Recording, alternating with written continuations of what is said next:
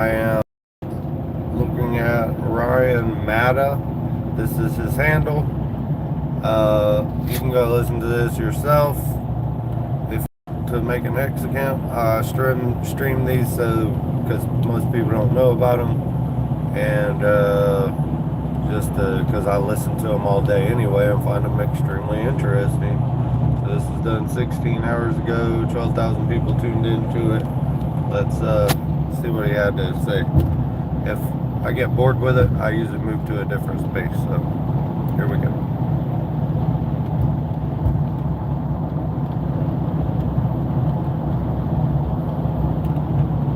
Or not. Not gonna play. What are we doing? 3 minutes in. Alright, I have to redo this.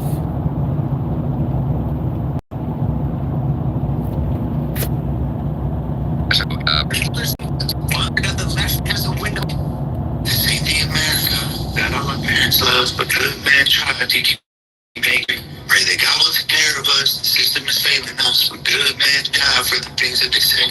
And I can't just be quiet.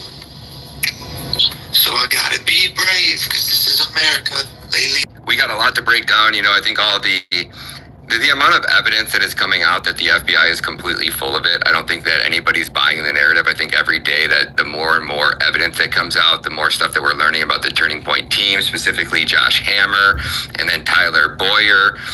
The rabbit hole just gets deeper and deeper. And thank God bless Candace Owens for what she's doing. You guys, I know a lot of people here have mixed feelings about Candace and some stuff with her boyfriend, her husband, and how they met. There's a lot of weird stuff going on there. But when it comes to the Charlie Kirk investigation, there's no doubt in my mind that she absolutely loved Charlie like a brother. And she's not going to let this go. And I don't think any of us should let us go. So we're going to have a stacked lineup of guest speakers that are going to be coming up. We got the legendary Mr. Sam Parker himself in the house tonight. I'm super excited. We also have Camilla Hurley. She was the one young lady who did the medium. She does the remote viewing. And I don't know if you guys got to watch that video that I posted earlier, but it was absolutely mind-blowing between her and the other medium that, put out those videos on September 11th and what they were able to predict and kind of the details that they were seeing, right? When we knew absolutely nothing about this was so interesting. I couldn't help but, share it. And I brought them up here. So we're going to get into that. We also have Piper that's going to be joining us. They did a really good investigation into the actual team of who his security team was. And there's a lot of information there too. So we got a lot to break down in tonight's show. And I'm going to kick it over to Sam Parker because he had Miss Candace Owens. He was the star of the show today with the story that he broke about Josh Hammer and some tweets that he put out. So I'm excited to have Sam Parker up here. Glad to see that tweet got over 1.6 or 1.7 million views last time I checked, man. It was absolutely crushing it, bro. So honored to have you up on the stage, man. Welcome to the show, Sam. Take it over, brother. Hey, thanks for having me on tonight, Ryan. I really appreciate it. Yeah, big day, big couple days, helping break this Josh Hammer story. Hey, Sam, can I jump in here 1 second? If you guys are all just joining us, do us a huge favor. Could you please retweet this space? We're one of the only Twitter spaces that has been relentlessly covering this Charlie Kirk investigation. So if you think this is important, then it's definitely important to the people that follow you. And the only way we got like the amount of censorship that's happening on my account right now is insane. Like every day I get messages from people like, hey, I tried to send you a DM and it's making me re-verify my account. They won't see that if I'm live in a space, it won't show the purple pill sometimes on my page. So we got a lot of censorship. If you guys could just do us a favor and retweet that out, we greatly appreciate it. Sorry about that, Sam. Jump in. Hey, no worries. I just retweeted it myself. Appreciate you putting these together and doing such heavy lifting. It takes, folks, it takes a lot of energy and initiative to consistently keep holding spaces and host them for hours at a time, days at a time.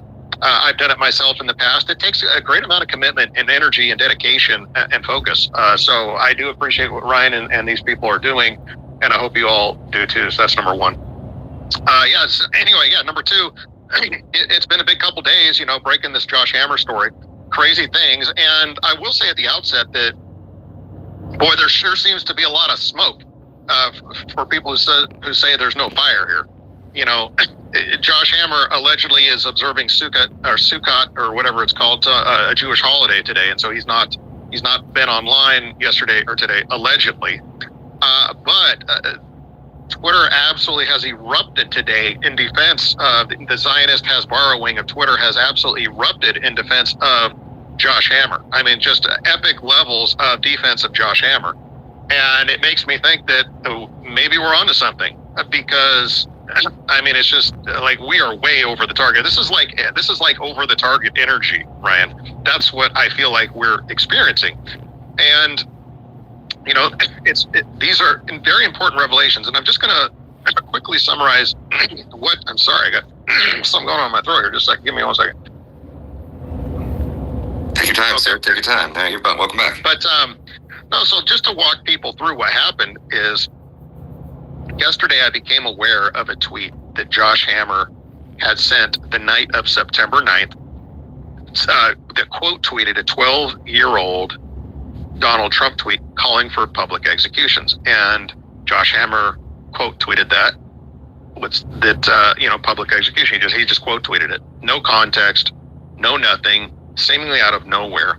We know, thanks to Candace's reporting today, that it actually came at the end of a day of the tweeting where there was about a 3.5 hour dead spot in the evening.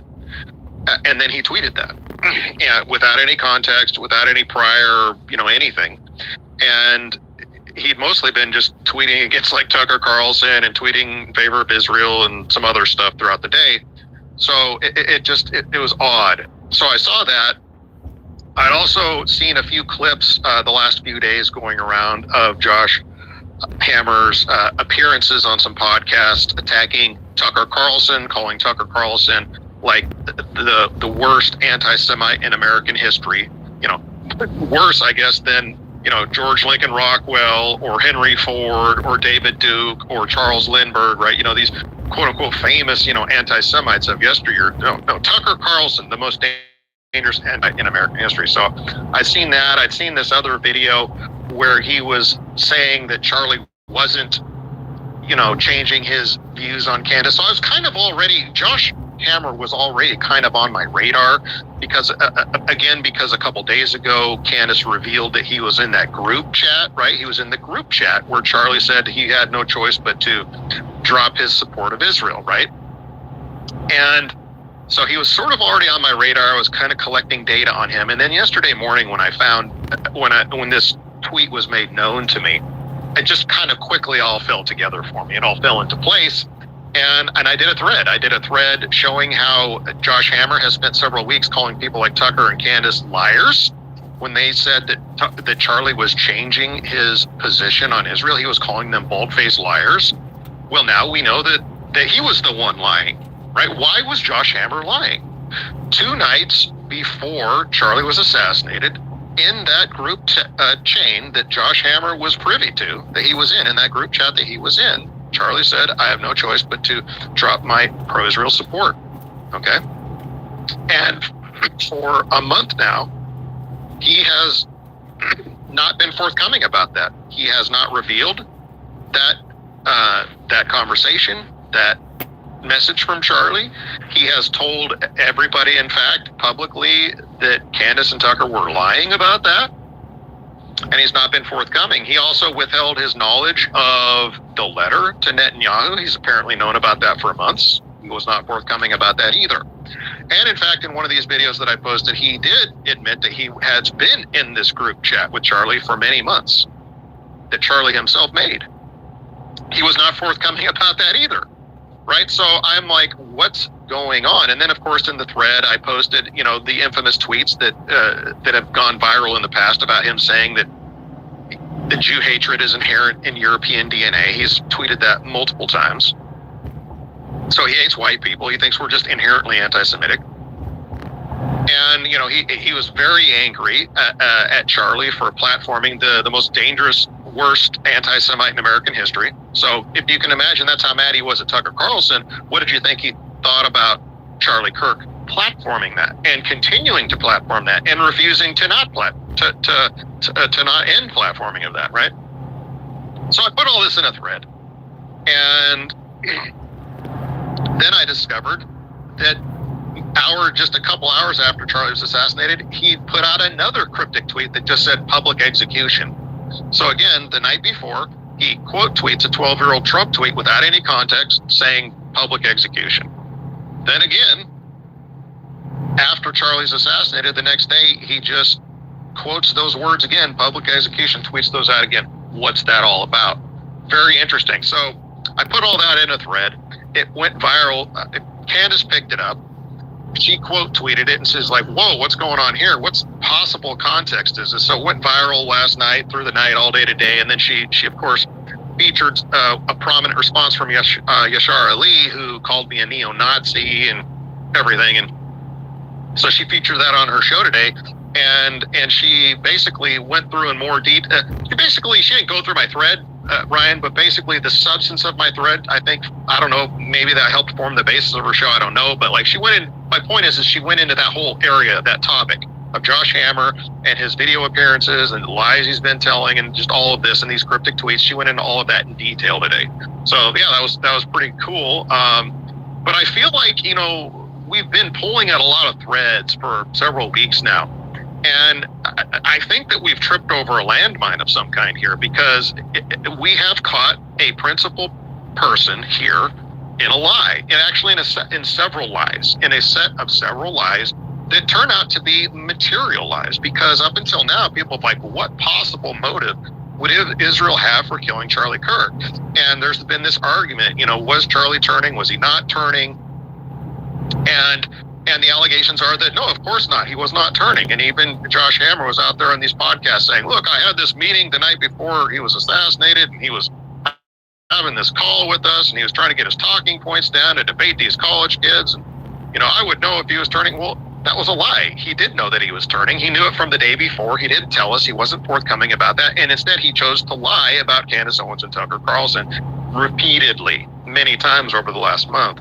So, of course, the entire internet, all of Twitter, instantly understood the gravity of what we discovered here and went viral.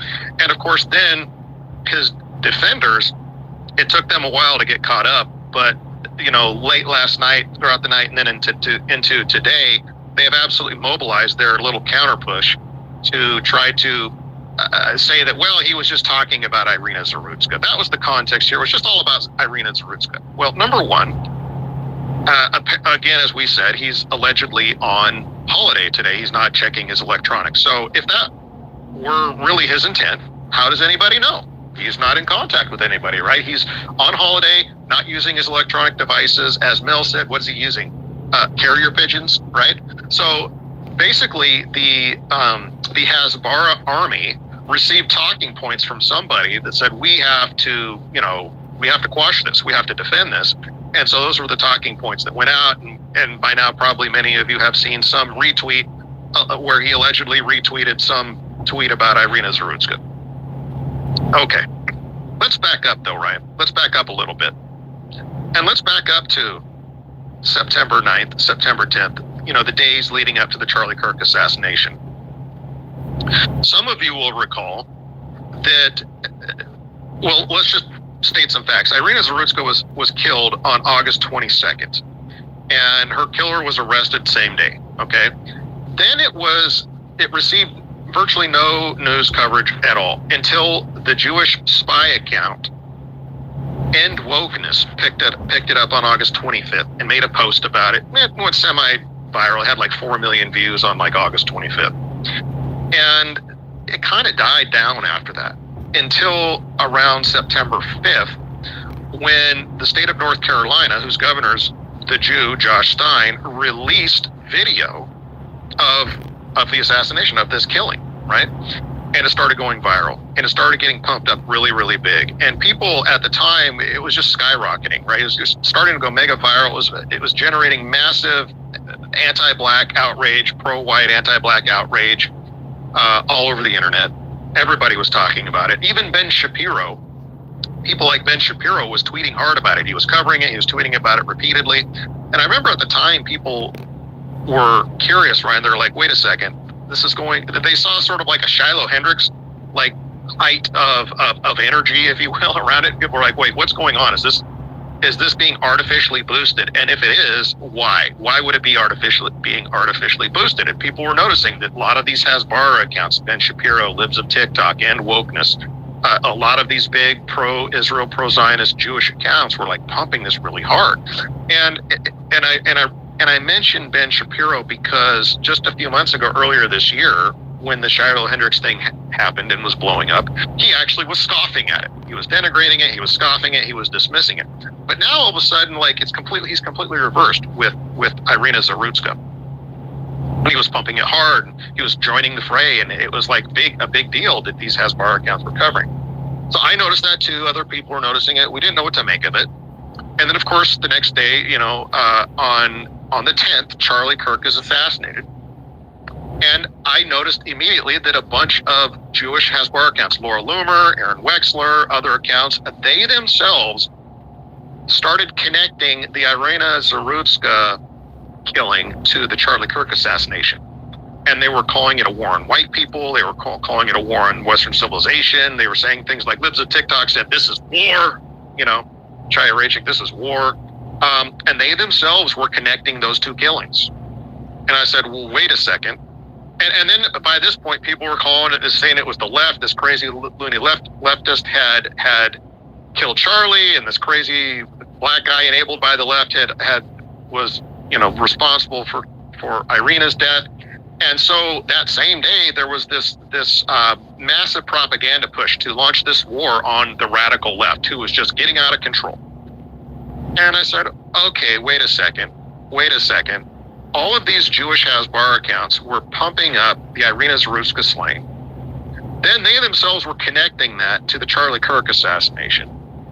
And they were using it to call for a war on the radical left. And, polls had just come out showing that like 80% of the left, 80% of the Democrat Party thinks there's a genocide going on in Gaza, right? And so there is no support for Israel on the left. And in fact, most of the organized opposition to Israel comes from the left.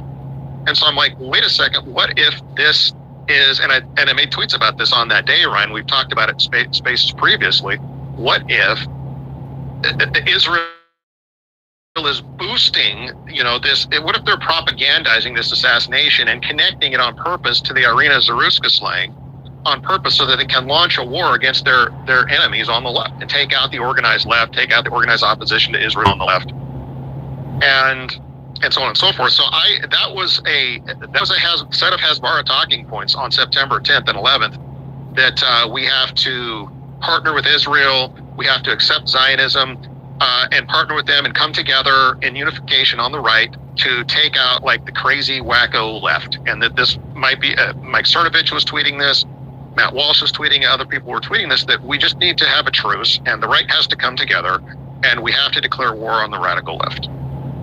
So those were the talking points on September 9th and 10th and 11th. They were pumping these same accounts were pumping the Irina Zarutska slaying pretty darn big.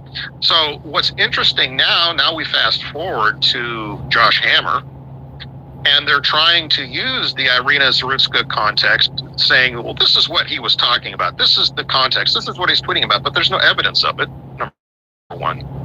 Number two, he's on holiday, not talking to anybody allegedly, so we can't know that. So it's another propaganda campaign. And what they've done is they've really just reintroduced the same set of talking points that they were utilizing on the 9th and 10th and 11th. So they're just going back to their playbook. And to me it suggests, it just solidifies that, yes, okay, that was their operation. They intended to connect those two deaths together to launch this war on the left, right? And in so doing, it would unify the fracturing that's happening on the right in MAGA over, chiefly, amongst other things, like the Epstein files and what's perceived as the super pro-Israel, Israel first policy in this administration. And a unified right going to war against the left would end that fracturing. It would place aside the right's own objections over AIPAC and Israel and Epstein and Iran. And it would organize us in a war against the left that would take out the organized opposition to Israel on the left. And of course, on the same day that Charlie was assassinated, they tried to introduce more laws to go after anti-Semites on the right. So at the same time, they were trying to organize this war on the radical left. They were trying to pass legislation and other policies that would hurt anti-Semites on the right. I found that very, very interesting that they were launching this two-pronged campaign that would simultaneously take out the organized opposition to Israel on the left and the organized opposition to Jewish supremacy on the right at the very same time. And they were using the connection of Irina Zarutska and Charlie Kirk together, basically as their fulcrum to basically accomplish this propaganda war. So when they reintroduced that last night today to defend Josh Hammer, it just made me even more suspicious. And I thought, well, you're not actually debunking anything here from my perspective. What you're actually doing is you're actually just solidifying and strengthening my suspicions about this propaganda war that you've been fighting, trying to utilize and exploit Irina Zarutska and Charlie Kirk to your own ends. Now, that's where I think we're on solid ground. Of course, less solid ground would be to say, well, they created those crises on purpose to be able to launch those wars. Like now we're talking about cui bono, we're talking about motive. Why would they take out Charlie Kirk? Well, we know that Charlie Kirk was changing his position on Israel, and if you want to start a massive war against the left, you need a pretty big unifying incident, a pretty big motivational incident, and maybe a high-profile assassination would help you do that, especially if it knocks out multiple birds with one stone. If Charlie Kirk's turning and he's about to take this massive this collegiate organization in the wrong direction, or at least not in the direction exactly the way you want it, that's an incentive to take him out. And then in so doing, you can also exploit it to take out your other enemies and unified, this fractured, this MAGA movement, this fracturing on the right, this horseshoe that's forming between the right and the left over opposition to Israel, especially regarding AIPAC, the Epstein files, and war with Iran. There was this horseshoe forming between the right and the left. So you could say, well, we can blow up the horseshoe if we have a war of the right against the left. We can unify the fractured Republican Party and the fractured MAGA, which is where we get our power from, and this is a threat to our power if it's fractured. So we can unify that fracture. We can blow up the horseshoe. We can ignite this war right against the left, and we can take out a guy who's about to take millions of young people into an Israel critical position, which is disastrous for us.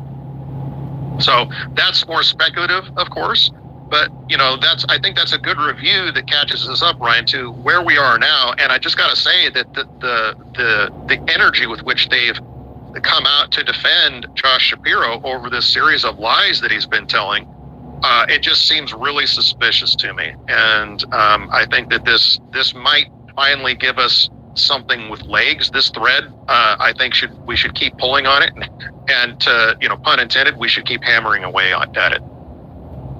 Sam, brother, it is always such a pleasure to hear you open these spaces. Man, it's actually my favorite thing when I put these spaces together is listening to your opens, because they're so flawless and they just kind of set the stage, and it makes these spaces so good, man. So thank you so much. I appreciate that, Randy. And if you will, you're far too gracious, number one. Number two, I do want to introduce more speculation because, listen, Einstein once said that imagination is more important than knowledge. And the way I interpret that is you don't know what you don't know, and you don't know where you need to go to discover it. So you have to use your imagination. You have to leap over fences. You have to take intellectual risks to go down rabbit holes, chase down leads to find the things that you don't know. And so I think that there is a role for speculation, right?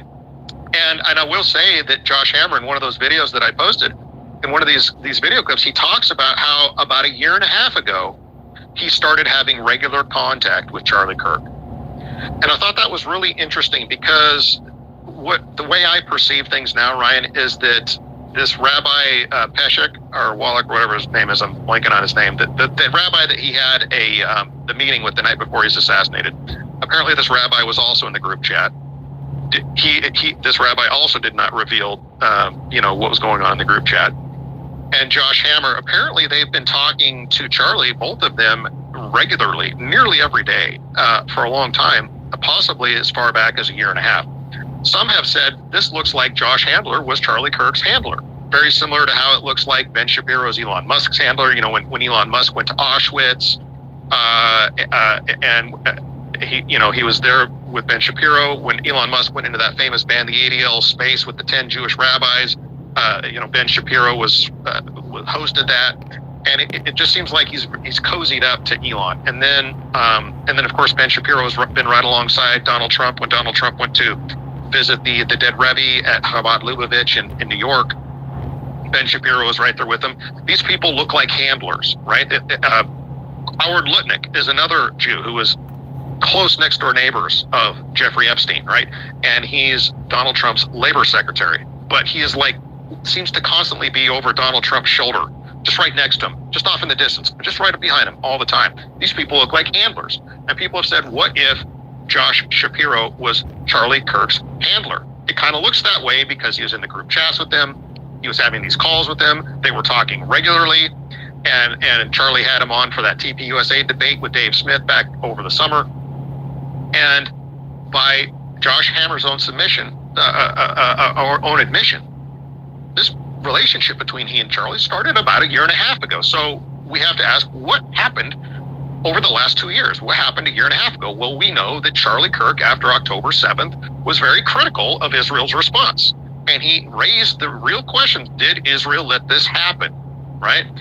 And at the time, he was attacked for that. He was called anti-Semitic. The ADL and Jonathan Greenblatt attacked him, okay? And Charlie acknowledged these attacks. He talked about, at the time, how left-wing, it was largely left-wing Jewish NGOs who were responsible for a lot of the radical Marxist indoctrination in our society, and responsible for censorship of hate speech. And Charlie denounced this. He denounced that. He denounced the censorship of TikTok with regard to Israel content, and he came out forcefully against it. So this is what was happening 2 years ago in the fall, the mid to late fall of 2023. You fast forward, apparently after that, subsequent to that, that's when Josh Hammer gets hooked up with Charlie Kirk, and they've been in regular contact over the last year and a half. Well, over the last year and a half, Charlie has progressively platformed more and more voices critical of Israel, right? Namely, Tucker Carlson, again, the most dangerous anti-Semite in history. So, if you're looking at a plot, if you're looking at a handler, that looks like Josh Hammer. It looks like it started about a year and a half ago by his own admission, picked up steam possibly over the summer as Charlie Kirk platformed Tucker Carlson in that famous TPUSA get-together. Josh Hammer and Jews and Zionists were just apoplectic about that. They hated it. They didn't like it. And since Charlie was assassinated, Josh Hammer's been lying about Charlie's own changing positions on Israel. So there's a little bit of a timeline. I forgot to include that, Ryan. I wanted to get that in there for people to consider. Again, it's for speculative purposes. It's important because now people need to go back and look at Josh Hammer's Twitter history over the last year and a half, his interactions with Charlie. What are they saying? What are they doing? What podcasts have there been? What's he been saying? This is where the internet, we need you internet sleuths to go back and look at old podcasts over the last year and a half. See what he's been saying, what Josh Hammer's been saying, what they've been doing, right? And let's put this case together. If we had a real FBI, we had a real country, they would be so up, and I would have them so far up Josh Hammer's grill, it'd be unbelievable. I want all his communications for the last year, all his devices, all his social media accounts. I want everything. I want to know where he was, when he was, because this is suspicious. So, internet sleuths, if you're looking for a way to contribute value, like what can I do as a Twitter user, an American citizen, whatever, and I want to get to the truth, go start digging through Josh Hammer's timeline, dig up whatever the hell you can dig up on this guy. Let's bet this guy to the hilt. All right, Ryan. Sorry about that. No, brother. No, it's always a pleasure. And I'm going to jump over to Maze here in a second. And I just wanted to tell you guys, I want to give a little bit of background because I got the opportunity to speak with a Turning Point insider who gave me a lot of knowledge. He was sharing some information. I put out a video, that allegedly, what's that gentleman's name? Tyler Boyer is allegedly a closet homosexual, and that was just told to me by somebody that used to work at their organization. And he said it's actually he was surprised at how many people at the higher level inside the Turning Point organization are actually closet homos. He's like, it's actually a majority of them outside of Charlie. He goes, I honestly, I don't know if he can name maybe one or two that weren't. So it's kind of like an inside thing there, I guess. And this is all allegedly. This is just speculation. I don't have any evidence or facts to back this up. So, and the person wants to remain confidential. I'm just sharing this information. But he also shared some really interesting information with me about, Charlie himself. So he says that like Charlie is like on the spectrum of being somewhat autistic, if you will, in a certain way, that he's really, really smart when it comes to like book smart. He's really smart when it comes to memorizing speeches and history, and a really, really brilliant dude. He goes, but when it came to being street smart, he goes, he actually wasn't very smart at all. And he goes, just to put this in perspective, like looking back at it now, he goes, number one, like the kid's organization was growing so fast, and there were so many moving parts and so many employees, and it was scaling at such a rate that Charlie couldn't be everywhere at all the time. And he's such a nice guy, and he always wanted to see the best in everybody. So he goes, it wouldn't be hard to think that it would be very easily for people to manipulate and take advantage of Charlie, because he was this, just God-fearing Christian man who loved his country, but also saw the best in almost everybody, and kind of wanted to give everybody the benefit of the doubt, if you will, until they obviously burnt him, or it came across his table that, he knew otherwise. So he's like, there's a lot of moving parts in these organizations, and just something to kind of put on your guys' radar that, Charlie seems like a really good guy, and it seems like it took him a while to wake up. And and I don't know if we knew. I didn't know, but maybe if I was involved in politics, it became pretty obvious. Like once you started. We got 400 people in here and a handful of likes. Please hit the like button. Oh Lord! And now, of course, it's gonna be fucking retarded. We'll stop live chatting so I can see the screen. Is it 33 minutes? Are you gonna play? My fucking thing's screwed up. I'm sorry. That's what I get. I gotta start it over.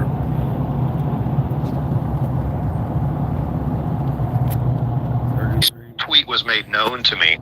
It just kind of quickly all fell together for me. It all fell into place.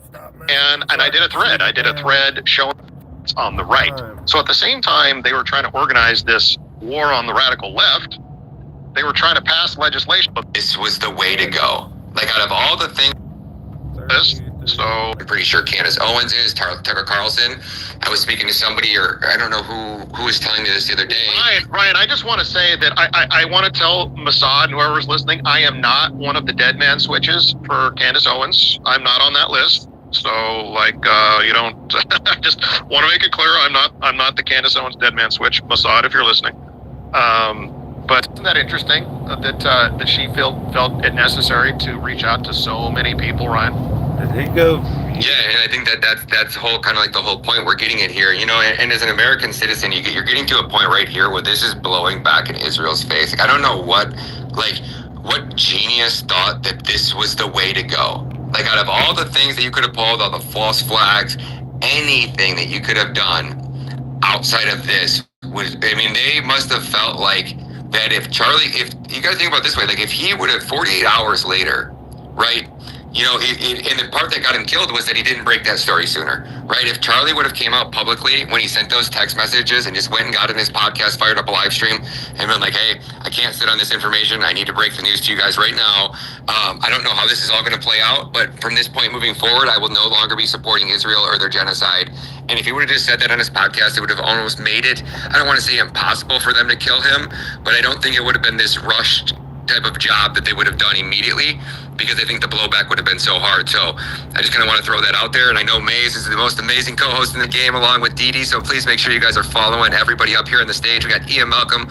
We got the legendary Destiny Renendez. If you haven't seen Destiny's work, she does these deep dives. She was one of the original people, if you guys are just waking up, one of the very first people to break the fact that it was our government, our intelligence agencies in Israel that were creating and manufacturing these vaccines, and they knew that they were poisonous bioweapons. She had the dirt on the Department of Defense, all the contracts, all the cover-ups. I mean, she could go on a rant for like 2 hours straight about COVID-19, and it's absolutely mind-blowing what she can retain and then recite just from the top of her head. Same with Ian Malcolm.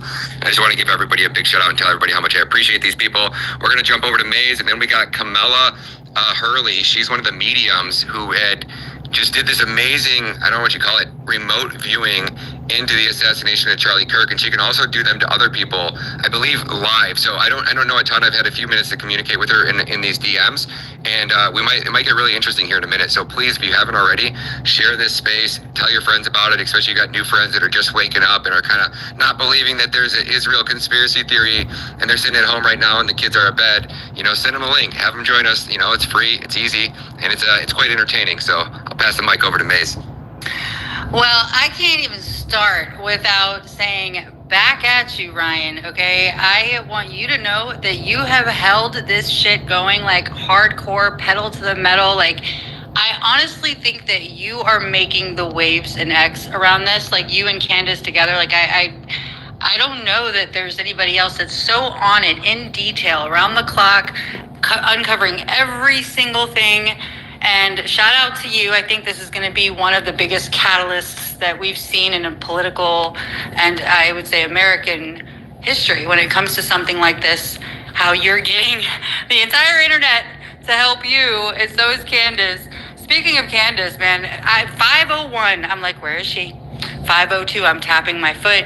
505, I'm like, oh my God, where the fuck is she? We need to send a wellness check. And so I reached out to a few people. They're like, it starts at 5:45 today. I was like, woo, she should have told somebody.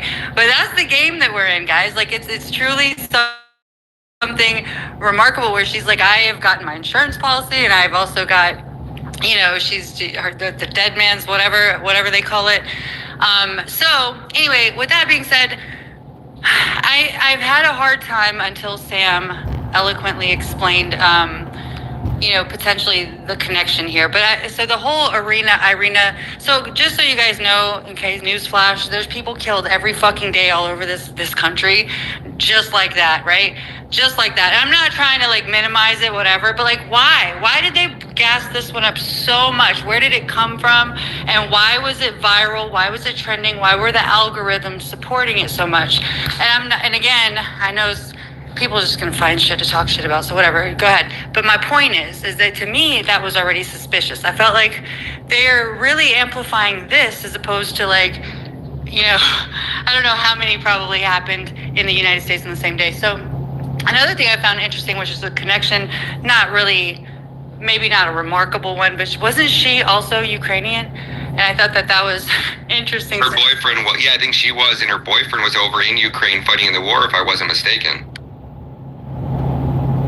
Which is just just a nugget. And the only reason I'm doing this is because I know how the genius code in this space can probably piece together some of these things. But I was also like, okay, so out of all, I noticed early on that people kept saying like, yeah, Charlie Kirk, this was huge, but let's not forget about, so like they kept trying to keep those two things together.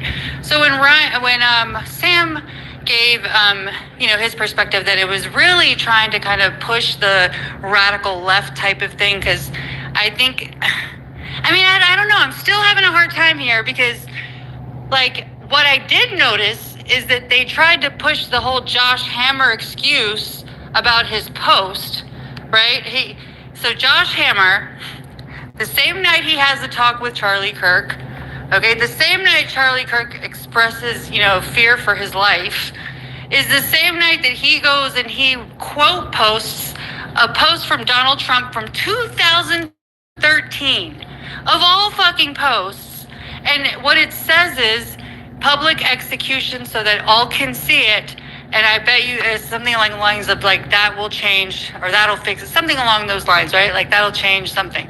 Matter of fact, I should go read it because it's powerful. It is the perfect coincidence for that to also sound like a signal to anyone else that's thinking about doing anything like that from this level of like, with this level of influence. Although, and so everybody's like, oh, that was for her.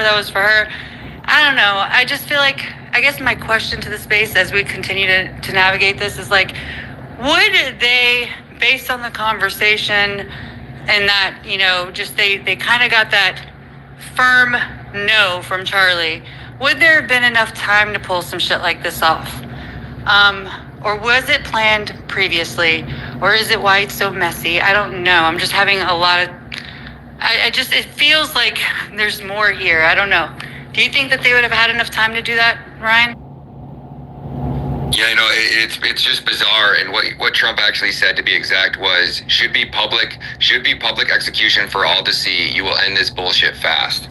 And then this was on top. And then the other tweet that he put out of Josh Hammer was, I was given access to a letter a few months ago, and I read it at the time. As I've been saying repeatedly, Tucker Candace and other bad faith actors are lying through their teeth about Charlie and Israel. And that was put out on September 29th of 2025 was when Josh tweeted that out.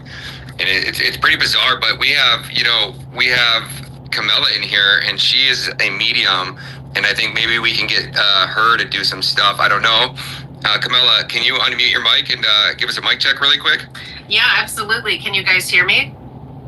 Loud and clear. Yeah, loud and clear. So why don't you introduce yourself and kind of give the audience a little bit of a background on yourself and how long you've been doing this, how you got into it, and kind of just tell us a little bit about who you are. Yeah, super fantastic. I just want to say thank you for sharing my work with the people that follow you, and I just really appreciate having an open conversation here. I like how Sam mentioned earlier how important it is for us to sometimes think outside of the box, and that speculation is very valuable. And that's essentially what I do. Whether I'm working with law enforcement agencies, private investigators, or families who have suffered horrendous crimes. So, for example, I worked with family members that were connected to the Idaho 4 crimes that happened back in 2022. And I have worked at recovering missing bodies. I have worked on cold cases. So I've covered a wide spectrum of experiences since I started in on this journey, which, by the way, wasn't anything that I intentionally set out to do. I followed Destiny because I see that she is an avid investigator of the COVID-19 and the pandemic that happened back in 2020. And in 2020, I was actually the founder of a very small business that ended up really just falling apart because of all of the restrictions that were happening. But I was on QVC, where I sold out live. My company was featured on Good Morning America. I personally that aspect.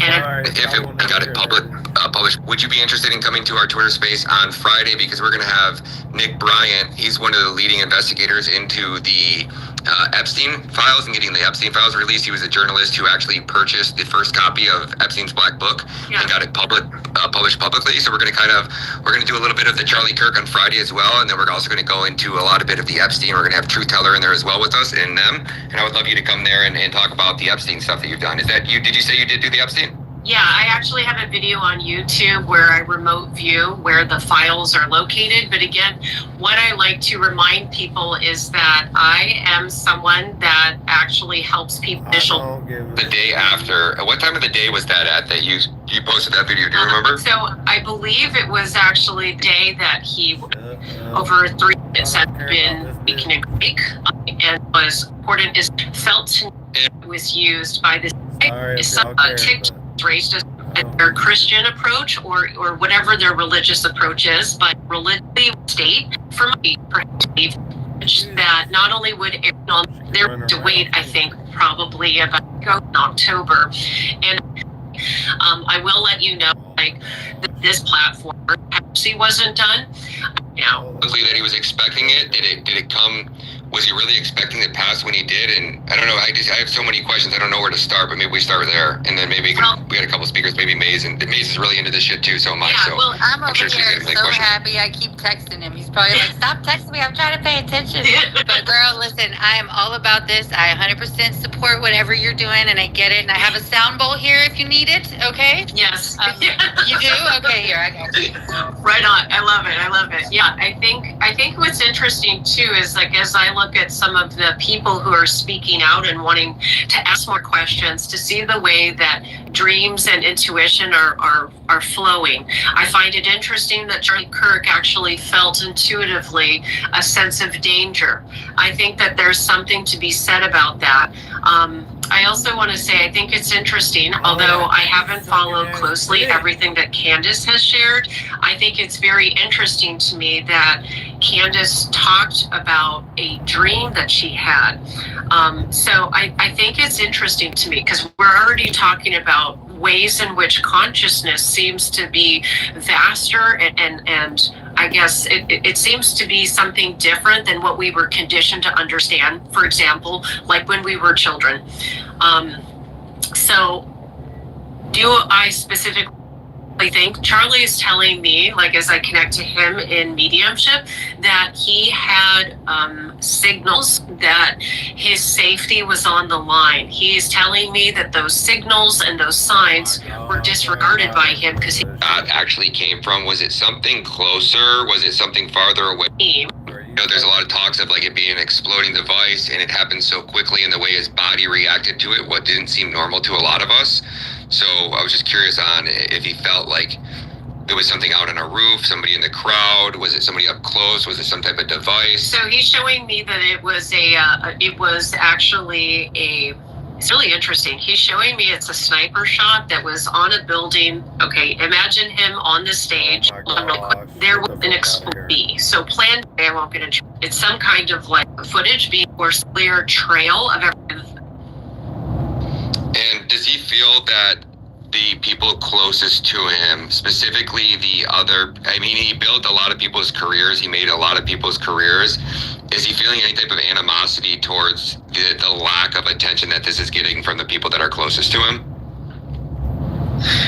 It's really interesting. It's really interesting because he's showing me that there is a strategic protocol that everybody is following. So what appears to be, I don't know, silence to people on the outside, or that they're not responding the way that people would want them to respond. He's telling me that this is part of a strategic protocol. I'm not sure if that makes sense. No, it absolutely makes sense, because when something like this would go down, these intelligence agencies have been carrying out assassinations all around the world. I think you don't have to say it on here because of your own safety, and I think we're all kind of thinking the same thing. Sure. This isn't their first operation. They've done this in many countries, many times. They have protocols in place, and that's exactly what you would call it. You would call it a protocol, and they would have an exact strategy on how to, basically kill the story, because there's always so much attention, and it's so easy for the people to go on to the next shiny object, and that's why I've been so laser focused on not letting up on this investigation, because I know once it goes cold and once people start paying attention to something else, this will just be like the Epstein file correction. Drew and Mark, that their work's done. What I see is that Charlie Kirk's waiver is some Change the game. There are intelligent attacked descriptions. Were you able to get anything on, were they wearing anything specific? Oh my God. Resistance, but in circumstances of strategic ambiguity and hybrid warfare, where, in Copenhagen, and have, that's how This did think. I need to just go into the into the spam folder and just open them and just read one after another for like 20 hours. Alright, I lost interest in that. I'm going to my normal freaking morning show. That's retarded. Ethnic American Broadcasters. Not going there.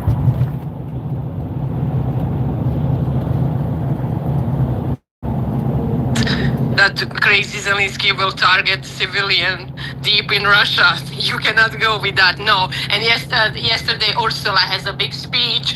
One incident, but 5 is incident with drones in Poland. This is like war to us, blah, blah, blah. And then all these drones has SIM cards from Poland and Sweden, I believe. So he's just pushing. This is all these leaders in Europe is Soros production. So they just pushing, but he didn't send yet Rush. What I'm reading back home, I didn't see that he agreed to that. Maybe I'm mistaken, but till now he didn't send, because that will be disaster. Better that part, but yeah. but supposedly it's considering the situation. But we have seen air flights of transports that do appear that like C5 does appear that they're transporting something to Poland. But that would require ground launch systems that aren't that great for those. Those Tomahawk missiles are typically put on extremely expensive missiles, but they're huge explosions. So it's weird seeing these things even be considered when supposedly we weren't going to get involved with that war in any way. I mean, but both of them support the global homo, and that's my problem. Is we're invaded here on the homeland, and there's so many of these global homo wars where we can just immediately no to them. And I understand position of power and just having America say, the fear that we are possibly going to back one of these regimes is an extremely powerful position for those places. And Trump may be playing along with that, but I honestly think that he truly means it. And I don't know if we'll get the war on the homeland. I think the international things will be more kinetic. I mean, I do agree we're already in the civil war here in America, but before things go, majorly kinetic, and we have to take back LA or anything like that, I don't think we'll see that before we'll see international war. What are your guys' thoughts?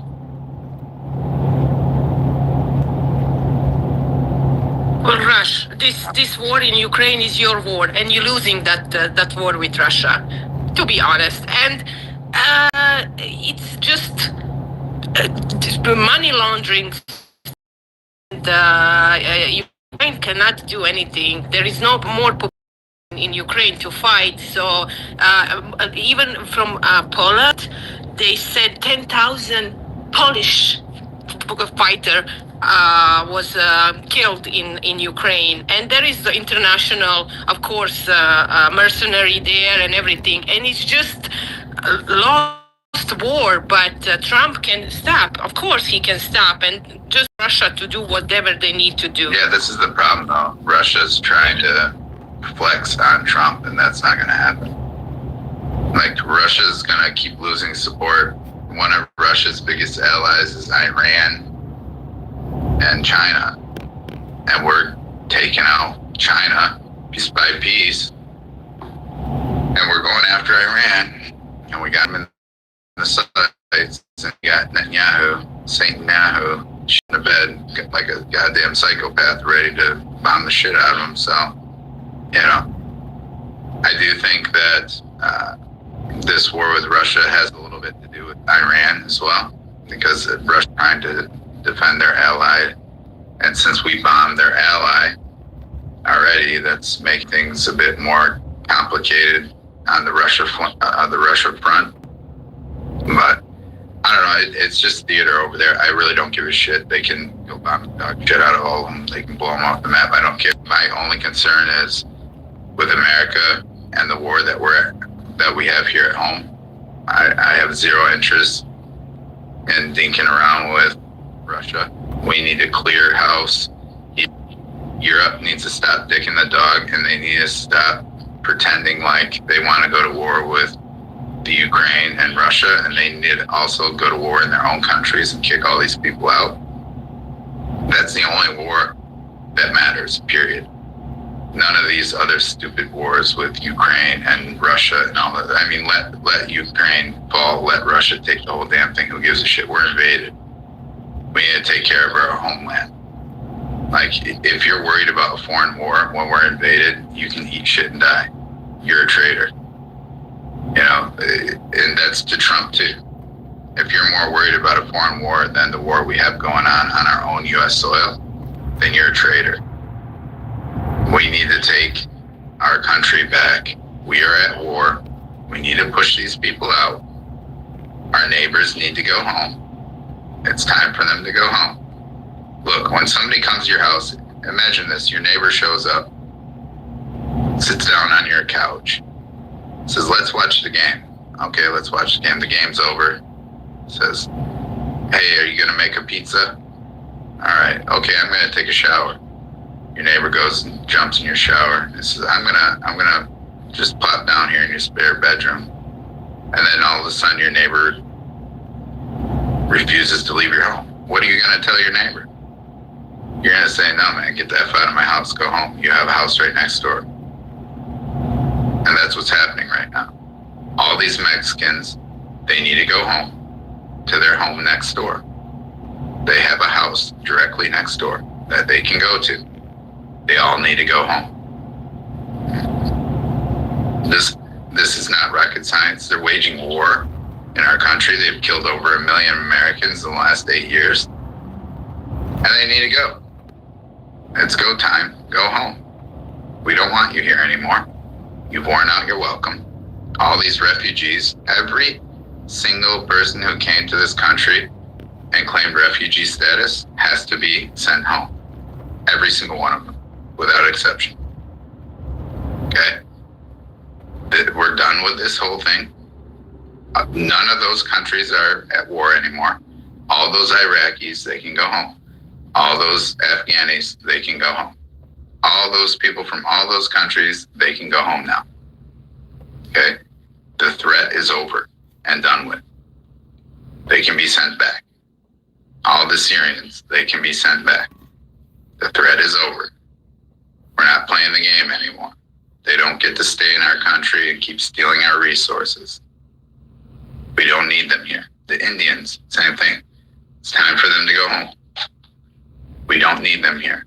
We don't want them here. We're tired of the Vivek Ram scammers. Now this guy's gonna ram his scam right up your ass if we don't kick these people out. And we're tired of it. We don't need more scammers. They need to go home. But yeah, Rush, go ahead, jump in there. Yeah, if I could search back on one thing I just said that we're at war with Russia. I agree. Yeah, it's a bit of a proxy war. McCain was there at the beginning, and we have devoted a lot of assets to there. But the United States is not at war. If we were at war there, that war we would not be losing. That war would not be going that way.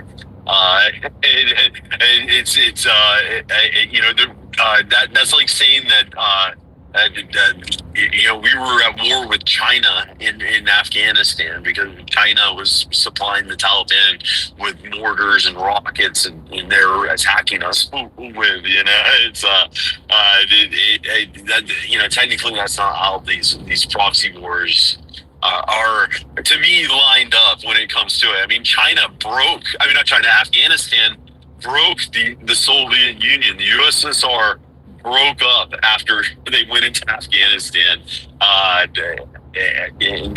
America, we spent 22 years there, wasted trillions of dollars, but we completely controlled that entire country. And at the same time, we invaded and took over Iraq. I'm not saying either of those things were positive for America, but the full might of the U.S. military, which hasn't been used in any conflict, really. I mean, from Korea to Vietnam, every conflict we go into, they hold back. They don't ever cross the line.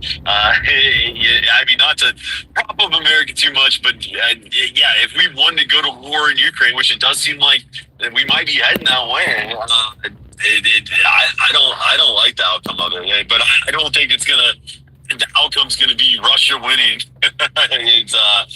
That's why I really hope we don't have that war. I know Russia has a lot of resolve and they'll fight their people to the death, but Russia's lost a lot of people in this war against Ukraine. I know Ukraine has lost slightly more, especially considering they're the defender. It's crazy that they've lost that many people, but Russia's lost a large amount of people too. And the problem with Russia is they don't have the population to lose, and that's the reason they're looking for other countries and other fighters to support them. Because their economy is very fragile. So you can't take all those people out of the workforce and maintain the economy at the same time. And Russia's playing a delicate balance. And that's why it does really seem like this is all coming to a global war, because they would need the support of Iran and China and North Korea, and we'd really take that entire axis support to start trying to combat NATO. And I really hope it doesn't go down that way. But to me, it seems, this has been lining up for the last 5 years. And it's inevitable, and I don't know if there's any way to stop it.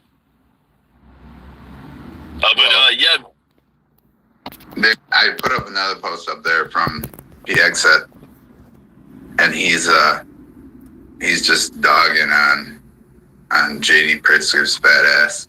He looks like a goddamn marshmallow man, and he's telling him, hey, maybe try to do a push-up or two.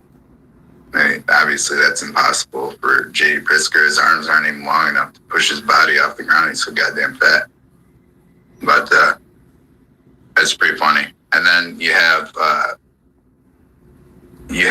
Trump calling for the mayor of Chicago to be put in jail for failing to protect ICE officers, and then the mayor of Chicago, Brandon Johnson's up there.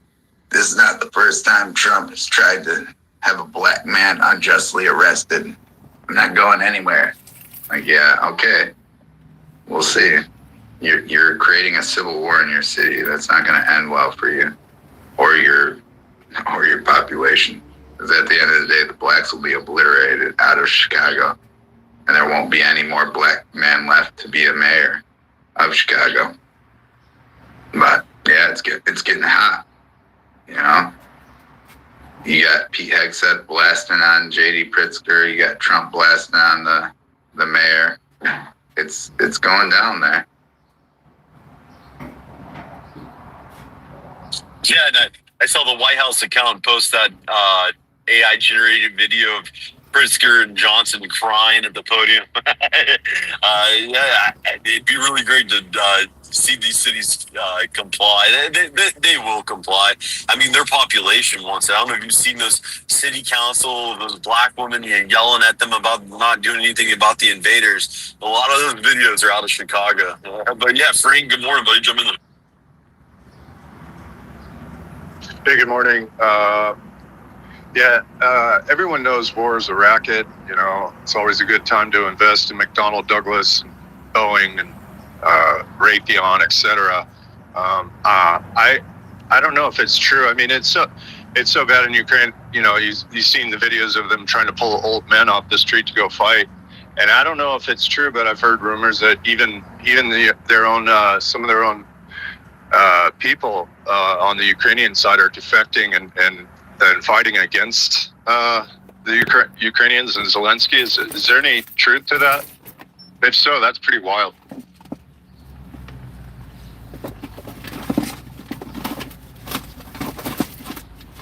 There's a lot of propaganda coming out of that war.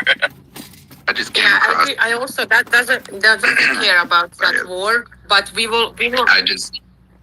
I gotta share this here. I just coughed up my breakfast when I saw this. It was just too goddamn funny. I'm putting it up in the jumbotron. This is the most ridiculous, funniest shit I've seen all day. You have Dinesh D'Souza, this Indian dude. He's trying to dog on Candace Owens, but read what he read what he wrote here. Tell me you're from India without telling me you're from India.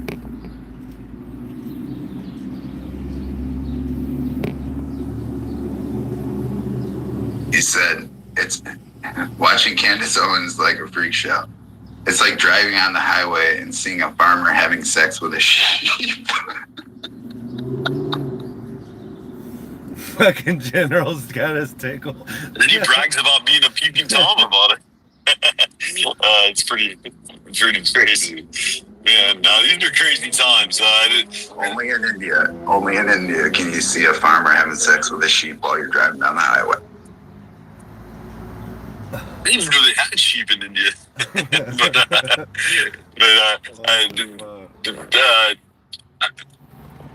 Man, that's got my mind blown. Another funny tweet yesterday is, we talked about how Vivek's been on this What is American tour for a long time. And he's really trying to push this whole lie on the American populace and being pushed by a right-wing person that has all these boomers supporting them, and seeing the whole halls full of Republicans supporting this guy kills me. But he's pushing the idea that America is an idea. It's just a thought in people's heads, and we all know that's a lie. But it was pretty funny to see yesterday Nikki Haley's son. I don't know if anyone saw that tweet, which his. Oh, did we lose Rush? Is it me or is it just? I think I'm jacked up. Hold on, I'll jump back in. Swami, all these invaders' names got me messed up. Reposted them and said, if America was an idea, then Liberia, which has all the same government, constitution, American flag, they speak English, all the things we say here in this space, it's hilarious. That country would be successful. I mean, basically pointing out that a nation isn't a piece of magical soil. It's the people that are within it. It's a nation of people, and it's about the prosperity of those people. I don't know if he meant it that way. He started reposting some kind of Teddy Roosevelt quotes and saying that you have to have assimilation. You have to have people that share the same ideals, and they have to learn the language and slowly. But Teddy Roosevelt was talking about white people. He was talking about Italians learning English. He wasn't talking about Indians or Africans or the whole world coming here into this country. It's kind of crazy to see the talking points that we have in this space, seeing them become kind of mainstream like that. I mean, it's pretty white pilling to see these things. Well, Rush, you taught the world. Come on. What the hell? Space. No one had a clue about Liberia. Now they know, and they're letting them know. But the thing is, Nikki Haley is a Sikh. She's Sikh, and in India, the caste system is based on your skin color. So the lighter skin have the higher caste.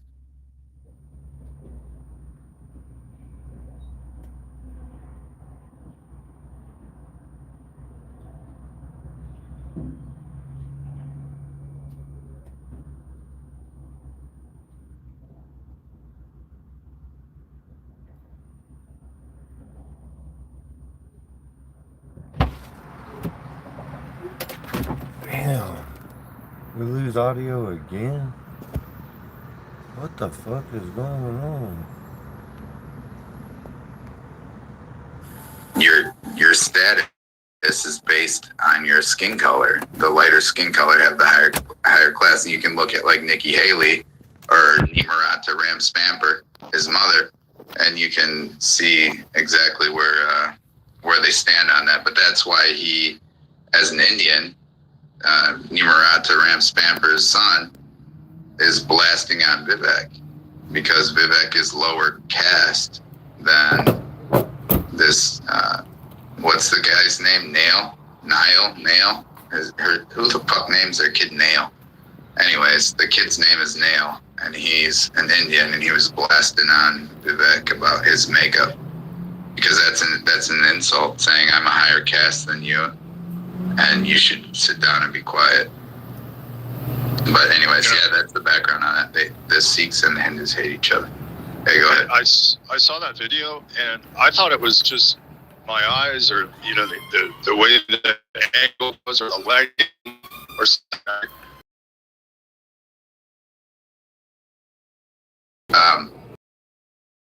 Beck, and he's dark, like real dark. So yeah, he's always wearing makeup, and he uses those skin bleaching, like what Michael Jackson was using. They have the biggest market for skin bleach in the world is in India. Put it up there. I posted it on yesterday. I took this video straight from Vivek's his post, you can see he's clearly wearing makeup. You can see it. And he's trying to look more white. He's trying to look lighter. And he's just dark as shit.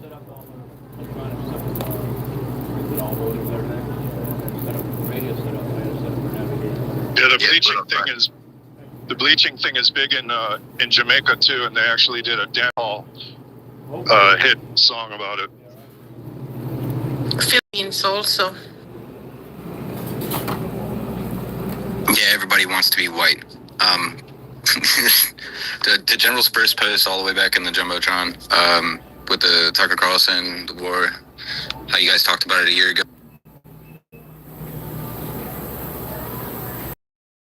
Monologue that Tucker has, it's all talking points from show. Even the segregation when they put guns on the children, everything. It was okay. When the general talking. What I just want to just put it out there is broadly killed more people. Was it over 1 million, right, Jim? That's never happened in any war. And the fact that this has to be a quiet media cover-up / just like distraction. Like nobody cares. There's too much sympathy going on for a lot of stuff.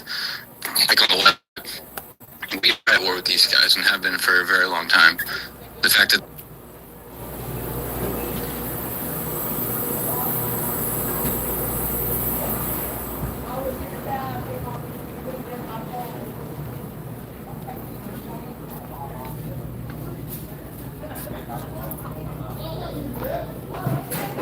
I lose audio again, bro. Holy shit.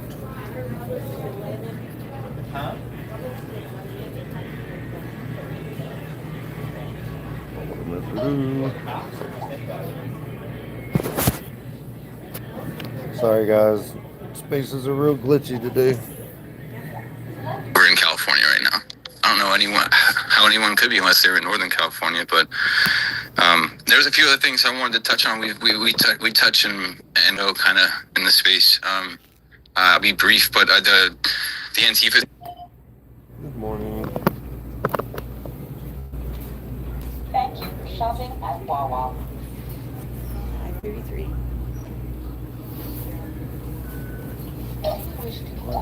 Oh, dude.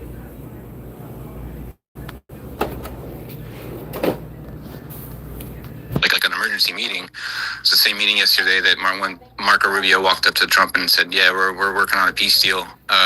It's looking like it's going to go good, even though the ceasefire keeps getting moved. Now it's to tonight over there in Israel, and they've been bombing since the word got out. The Palestinians and the Gazans have been moving north and trying to go back up into places they fled from, and they were getting shot at by tanks and all that stuff. But that's not really the point. The point is that Trump is declared war on Antifa.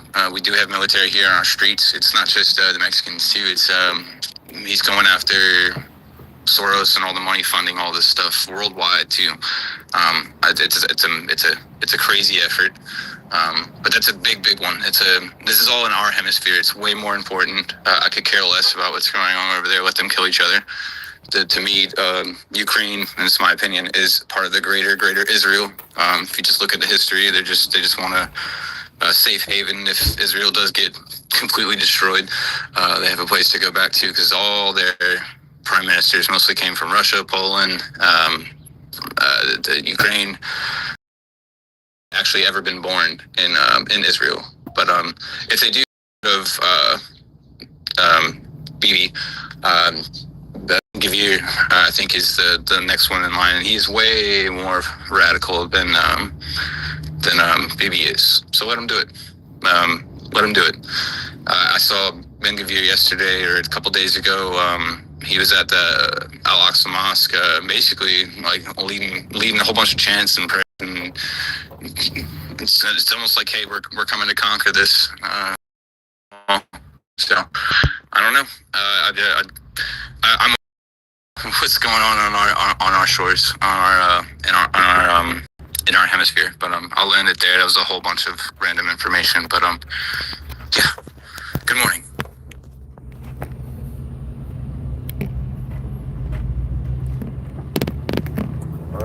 a response, but then you brought up a couple other random topics. It's my brain, man. I can't help it. I'm sorry, Rush.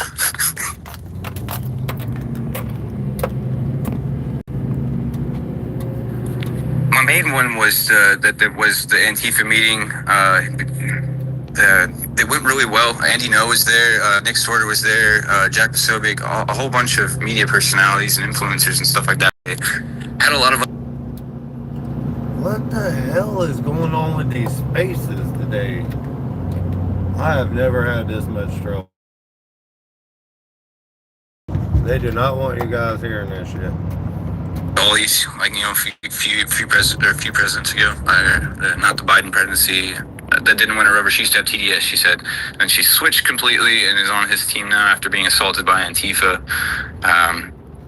And then Trump is going to go to Egypt and to Israel, apparently. I think this weekend. I have to double check on that, but I'm pretty sure he's going there to Egypt first, and then he's going to speak at the Knesset in Israel. Sunday. Yes, Sunday. Okay, yeah, it is this weekend. Okay, thank you, Ivy. And that's when they're supposed to get all the hostages back. I mean, and Netanyahu was just here in the United States a couple of weeks ago. I mean, it seems like the number one priority for the Trump administration is Israel, in my opinion. It gets way too much of his attention. It's way too much at the top of his plate. And it's extremely frustrating. I mean, it is white-pilling to hear the Antifa's finally going to be declared a terrorist organization. I mean, maybe during the 2020 Summer of Love riots, that might have been a good time to do it, Trump. But I guess he's finally going to do it now and connect George Soros. I mean, I would just like to see it happen. A lot of talking for someone that actually controls the government. You know, we can. I don't understand why we're not accomplishing anything, and I'm sure Cash App has something to do with it. And Pam Bondi being more concerned, I feel, with her appearance than she is with actually accomplishing anything in the Justice Department. It's a little frustrating as a Trump supporter, but I guess, you know, having those people there discuss. Andy Nog was attacked by Antifa. I'm not sure why Jack Posobiec is there. It just seems like an influencer campaign type of thing. But it is important to get rid of Antifa. I mean, they are a terrorist organization in our country that's committed multiple terrorist attacks. I mean, just like Weather Underground. They talked about in Weather Underground meetings going into hospitals and killing white babies so that those white babies wouldn't push their colonization on society when they became adults. And Antifa has kind of that same rhetoric. You know, they want to genocide all of us. They want to kill us. They hate America. They hate capitalism. And they're an enemy of our state and being funded by foreign organizations. It is a win that we're declaring them a foreign terrorist organization if he does do it. And we do go at them with the full force of the U.S. government. I mean, because who needs blue-haired loonies that are unemployed meeting at coffee shops on Thursdays to talk about how they're going to go block an interstate for some foreign nation? I mean, let's get these people out of our society. Well, Trump wants this Jewish Peace Award. That's his main goal, to get that Jewish Nobel Prize for Peace. So he's pushing. But Netanyahu has his own plans. So after all hostages release, something will happen. They will say Hamas break ceasefire deal. Now it's time to wipe out Hamas. So it's everything like, oh, it's perfect. But we will see. He's coming here on Sunday in the Middle East. Even said that maybe he will go to border of Gaza. I don't think so. It's too much. But let's see what will happen. And I don't care about Ukraine war also. Putin will not invade Western Europe. But this winter, this winter will be so expensive in Europe. And I hope this winter will change a lot with people back home.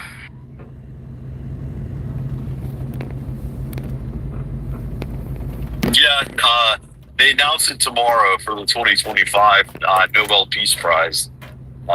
It's probably going to be Trump. But didn't Nobel Peace Prize did it exist in 1941? Because I'm pretty sure if it existed in 1941, they issued it to someone in 1941. And just because that Peace Prize is being issued doesn't mean we have peace. He's probably going to get it tomorrow because it is controlled by Israel basically, and they've been pushing for. You've been seeing those signals of them pushing for it. So that perfectly matches up with his trip with going to Israel this weekend, and really pushing it. I don't think it gets awarded until December, but they'll know by this weekend, and they'll just talk about it all weekend about the peace in the Middle East, and there's peace everywhere. The MAGA normie that's just watching Fox News, they'll fully believe that, and till you have your civil war back home. I mean, I'm all for us having a civil war here. I can't even, now my stream's going awry.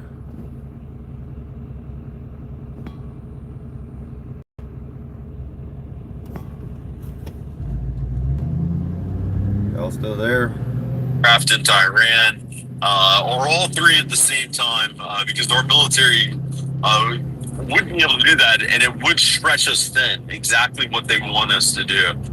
So that to me is the scenario I see happening before I see a massive kinetic civil war in America.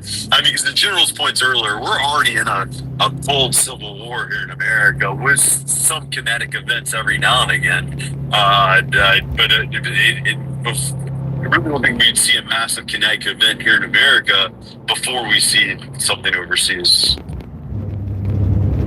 Well, like you said, it would fix things here real quick. And Trump is already rolling it out. He's already rolling out the military all across the country, so it's happening.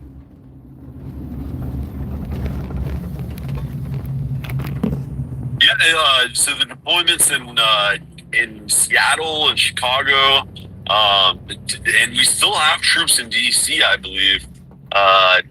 And I mean, it's odd because Pritzker, he's the governor of a state. He controls the Illinois National Guard. I mean, they're a really big National Guard unit. Pretty hilarious. I think they have like a picture of Abraham Lincoln as their National Guard patch. It's pretty iconic. But they haven't been activated. It was that activated the Texas National Guard and then deployed them up to Illinois. So, I mean, to me, that's kind of a Civil War type of thing already. Well, we have National Guard being deployed in Memphis, Tennessee, and a bunch of other cities all throughout America. But most of those other cities aren't third world liberal hellholes, and they're not blocking the National Guard like Portland and Chicago. And those are the two that are kind of getting all the attention. And the things are going. They're arresting a lot of people. I think it was an 800 or 900 arrests last night. I'm not sure. I don't think those are all foreign invader arrests. I think some of those people are the domestic terrorist Antifa attacking ICE and attacking the police. It was pretty crazy to hear yesterday. The lady that was ramming the ICE truck with her SUV. I don't know if you saw that video. It's pretty crazy. Ramming it all the way off the road. The judge released her and her boyfriend. They both got released. I think they still have charges pending, but there's no bail, and they're released in their own cognizance after attacking government officials completing their jobs. So yeah, it does seem like that war's escalated, General.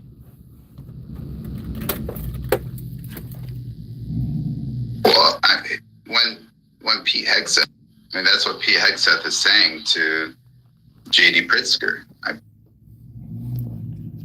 Really? Jeez, dude. military is coming. This is the Secretary of War telling the governor, we're coming. That's war. Trump has stated, we are at war. We have been invaded from within. Do people not understand what that means? Then you got Tucker Carlson up here saying, we're on the verge of, no, we're at civil war. We are at war right now. Trump had already stated this. He is the commander-in-chief. And now the Secretary of War is telling governors, we're coming. And there's nothing you can do to stop us. Okay? We are at war. And they're already in the streets. It's going kinetic. There was that one young guy who went into Portland. I think it was Portland, and the Antifa were trying to chase him out of there, and he was walking away. And the guy kept trying to attack him. And after a couple minutes, next thing you know, he had a laser from the sniper on the roof on his chest. Now, this is war, guys. When you have snipers in your city, military snipers with lasers, you know, they're right in their scope, letting them know, hey, you better back off. We have you in our scope. People are too stupid to understand that we are at war. Even Tucker Carlson, we're on the verge. No, we're not on the verge. We are at war. The president of Mexico already declared it, if you guys don't remember. Rush, you have a post on that, don't you? Yeah, I can throw it up there. Yeah, throw it up there. The president of Mexico already stated that they're waging war on America, and she was encouraging Mexicans to keep waging war in America on U.S. soil while waving Mexican flags. And what does Tucker Carlson have in his pick up there, or his thumbnail? The Mexican flag. We're at war, guys. We've been invaded, and they're waging war, and they're flying their foreign flags while they wage war on us. They're chanting death to America in the streets. This is more than deportations. This is a war. Trump told us so. Don't be stupid. Pay attention. It's not a verge. It's a war. And we're here. And it's now. And they're sending the military into American cities because we're at war. We've been invaded. That's the words from the commander-in-chief.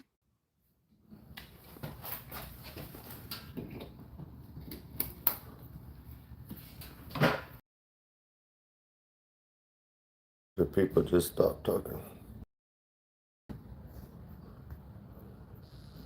Maybe somebody should have the clip of Trump stating that. We're at war. We've been invaded from within. That means our country has been invaded on our homeland. The military is being deployed across the nation. That's what happens when you're at war.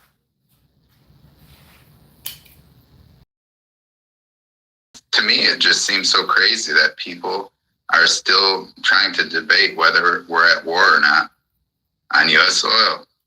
We are all the time. We are at war on U.S. soil. I'll say it one more time. President Trump, the commander-in-chief, stated, we are at war. We've been invaded from within. He said it with his own words. Let me see. Who's going to put it in the chat, that clip? It's up in the jumbo. There you go. It's right up there. There you go. Trump has his post up there too. Take a look at Trump's post. Mexico, their president, saying they're waging war on us. Viva la Raza.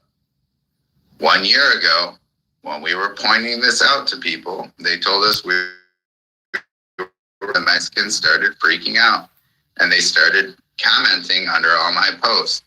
Total Anglo and nigger death. They want to kill all white people and all black people. That was their post. And then they were posting pictures of all of them being skinheads, all the Mexican skinheads that were going to wage war on us. And then at the bottom of their post, they said, Viva la Raza. And then everything else unfolded after that. Apparently, we weren't full of shit because it's happening. And it's right in front of your face. And if you're blind, don't get caught with your pants down, buy ammo. You want to invest in something? Don't look at crypto, look at ammo. It's that simple. Yeah, Twiddle, go ahead. Yeah, thanks, General. I'll be brief. But there was a cartel, like a faction of the Sinaloa cartel, I think it was a couple days ago, and they put up a big thing threatening not only U.S. citizens on tourism, whether you're in Cabo or wherever. They said that there were, I didn't read Spanish, but the posts were saying like there's going to be multiple areas of where the U.S. tourists like to go. But not only are they threatening U.S. citizens, but they're threatening Cash Patel and all our ICE agents. I don't know how that came out like that, but that's 100% war, and they're all scattered across America. That's what's wild about the National Guard staying in these places. Like, not only are they staying in DC, but they're going to be staying once I'm sure they get control of it. Chicago and Portland, and it's not just Antifa. Antifa actually, you can see them protesting alongside with some of these people that are chanting Reconquista and all that stuff and waving Mexican flags. But in places like Chicago, where you have identified, or not, the government's identified over 110 people that are just in gangs, 110,000 people, sorry, just in Chicago. They're going to be there for a little while. It's not going to. Yes, they're mostly rounding up all the illegals right now, but I think that's the broader plan with it all, is to keep them there to assist when everything is, whenever these states that are fighting against us now do capitulate and start working with law enforcement and federal agents and whatnot. Maybe the National Guard may pull out slowly, but I think they're going to need it, and they need to start working together in order to clean up these cities. And it's just embarrassing that not only in Chicago, there's massive amount, like the highest tax rate in the nation, or at least one of them. Then that, and the amount of money that they get and from the feds, and the fraud, waste, and abuse. Originally the mayor said that there is no crime problem in Chicago. It's a housing problem. Meanwhile, they're a sanctuary city. So there's multiple sanctuary cities, and all these problems exist there to certain different degrees. But that's the plan. Keep them around, assist, and get the rest of these people out of the country. So I'm thinking of the broader thing, like Wetback 2.0 and even another Jew bill. That'd be great. That's wishful thinking, but I'll leave it there. I'll leave it there. But to Russia's post above too, I mean, it is Mexico. It's got to be. 30-something people, 37-something, 38 died in order for this Shine Bomb lady to get in there. And now that she's pushing anti-censorship laws in Mexico, they're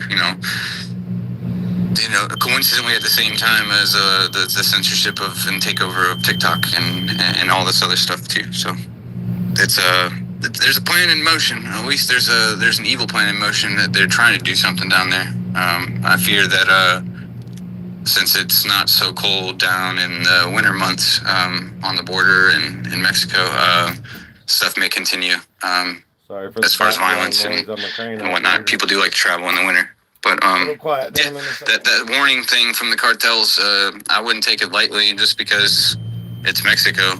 But I'll leave it there. Well, yeah, the Mexico cartels, like you stated, they said if any American is found in Tijuana, Cancun, Puerto Vallarta, all these places, they're going to kidnap them and take them as ransom.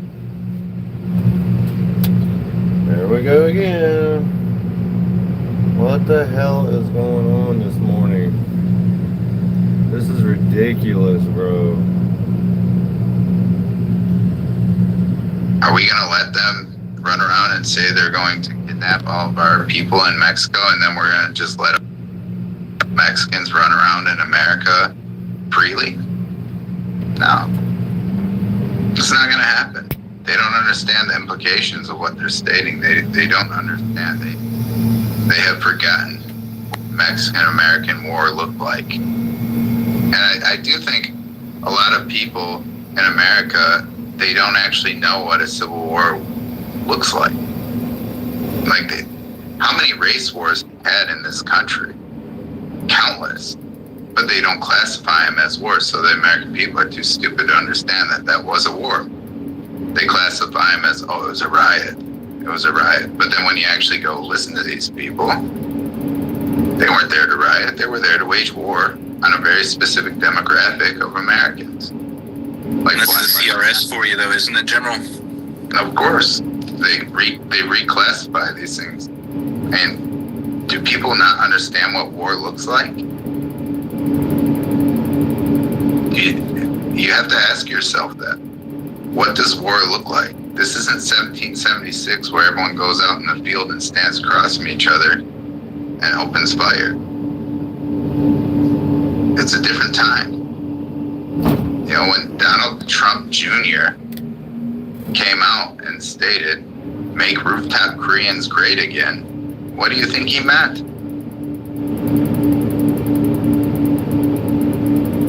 It's war. It's not 1776 where you're gonna go out and stand across from each other and start blasting. And Russia's been to war, I'll tell you. It's weird. You know, that Benghazi film, that was the most insane scene where when it's all getting started, they're all on their cell phones trying to figure out what's going on. They're, oh, let me call my cousin. Oh, and they're all walking around with guns and like, are you the enemy or not? I mean, Rush, how many times did you see those weird situations in the Middle East? Where it's like every day people are walking around, people are going to the market, and they're in the middle of a war.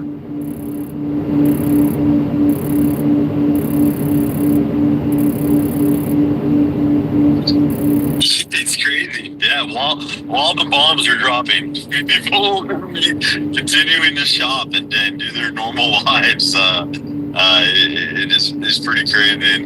And I'll never forget, I was on top of this post in the base named after Pat Tillman, and all of a sudden there's this Afghan, and he wasn't an ANA, he was an AMP, and he's just standing there on the side of the hill between me and the base, and I was like trying to go back to the base, holding an AK, and he looks at me and just smiles and waves. Because he was just walking up there, and I was an unarmed civilian, and I smiled and waved back. And then a few hours later, we were being rocketed. It's a crazy experience over there. I mean, as far as the war here in America, I mean, I really hope we continue to escalate that. I mean, we are seeing that in these cities. Trump is forcing these cities to admit that they'd rather protect their illegal invaders than clean up their streets. And I mean, it really is fighting that optics battle, even though the media is still completely against them, which makes me seem like Trump still doesn't understand the control over Project Mockingbird or we're being subverted. The optics are that these governors are fighting for the invaders, while Trump is fighting for the American people, the local people of these cities, and trying to clean up these cities. I mean, because Portland, Oregon is a hellhole. Chicago's a hellhole. I mean, there's certain areas that are nice, but for the majority of the city, it's completely alone. We have to go in there and make our cities safe again and take back our cities. We talk about it all the time in this space. But war with Mexico, war with the cartels, war here on our U.S. soil to get the invaders out of our country. It's exactly what our nation needs. But I just fear that we have too much involvement in these foreign nations. I mean, we really can't expect the same guy that wrote the anti-Semitism the executive orders to write the Jew bill. I don't think that's happening, but I don't know if we're going to get Operation Wetback 2.0. It's a little frustrating. I was trying to dig more into the court schedule because we've been saying that the Supreme Court is going to address the 14th Amendment in October because that's when the new court started. The new session started in October, and it was assumed that the 14th Amendment would be right at the top of that docket, but they didn't pick it up the other day. When they were having their sessions, and it still hasn't been picked up and scheduled. So to me, it's a little frustrating having that carrot dangled over our head. Because Trump wrote his executive order, they did the ruling on the judges' standings on birthright citizenship, and the court ruled in Trump's favor. We're really hoping to get a ruling here in October, and I'm thinking we're not going to get it in October. It could be sometime next year that we get the 14th Amendment ruling. And is that when he's really waiting to start doing the mass deportations? Because the real invasion is the people that are coming over here, getting into our system, getting into our school system. The asylum seekers. We talk about it all the time. When is that invasion going to be addressed?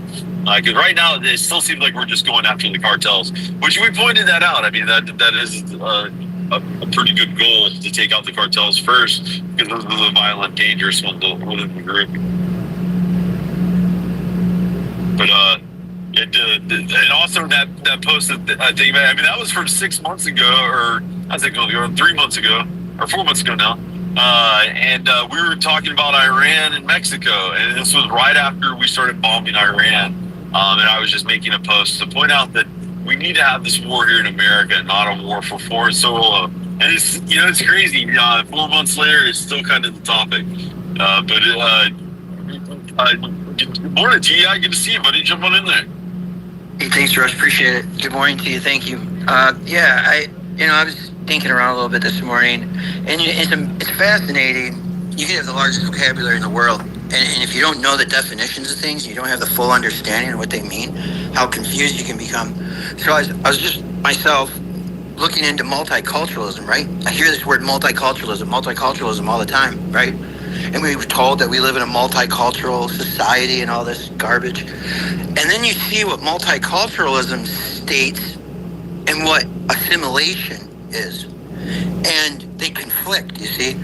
Multiculturalism allows these people to come into other people's countries, hold their language, hold their customs, hold all their identity, right?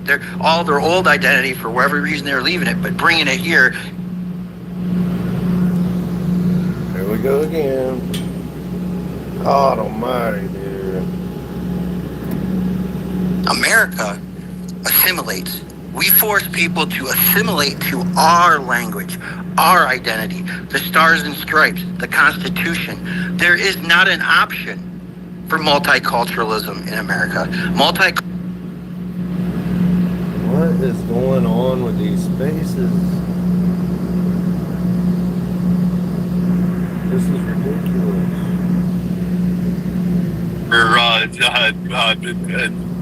Minneapolis, Minnesota, or Edison, New Jersey, or multiple places in this country where they haven't been forced to assimilate. Assimilation used to be a demand, even when this country was only for Europeans and we only brought Europeans into this country.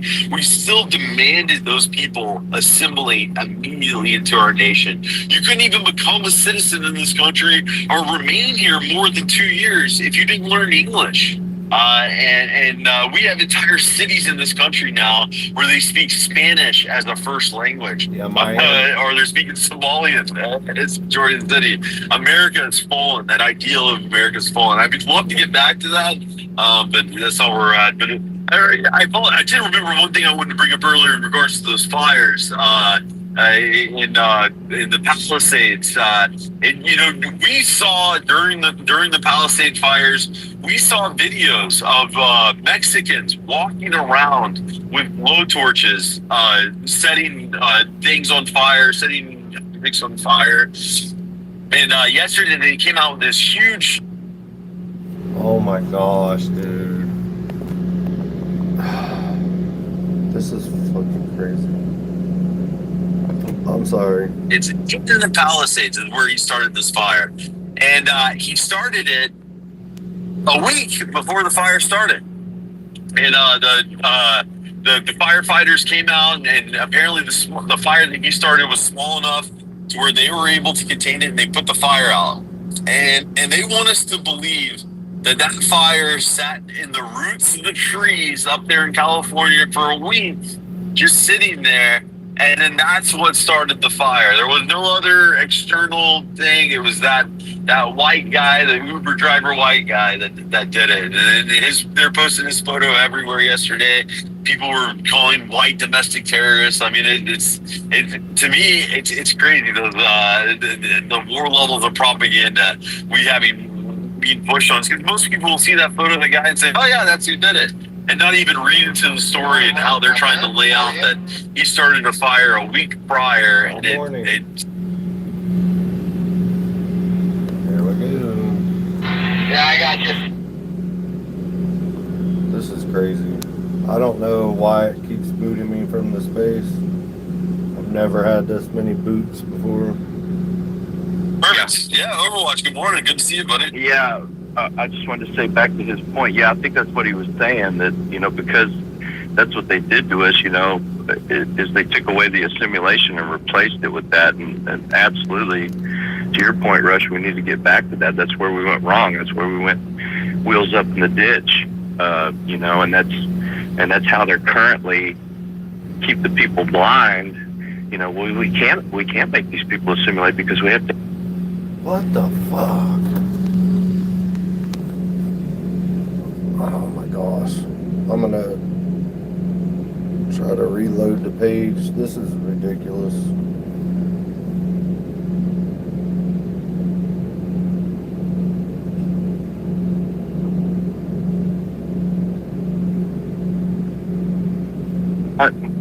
Have you covered that, Rush or General?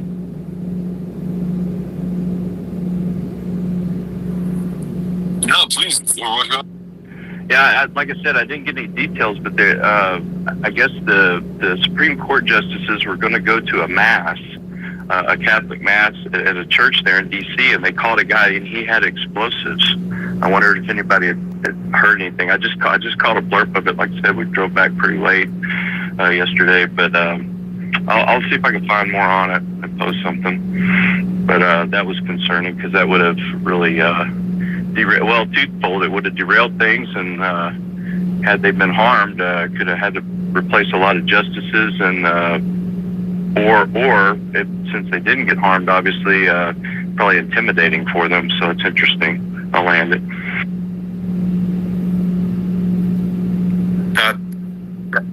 Yeah, it was. All right, damn it. This is ridiculous. I'm gonna end the stream, guys.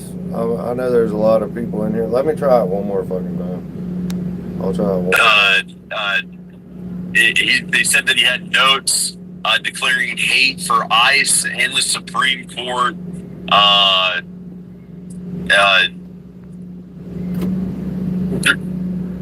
During negotiations with officers, he allegedly handed them the notebook where he espoused his hatred for the Catholic Church, the Supreme Court, U.S. immigration and laws, and ICE, and then he also hated Jews. So.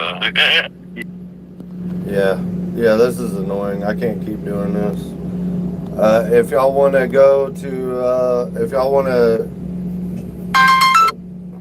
y'all want to do this, see the stream, you can go on X, follow the general at 1776 general _, and that's where this is a live conversation that's going on right now.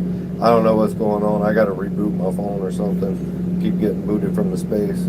But I just stream these because most people don't know about X Spaces. Hope y'all have a good day.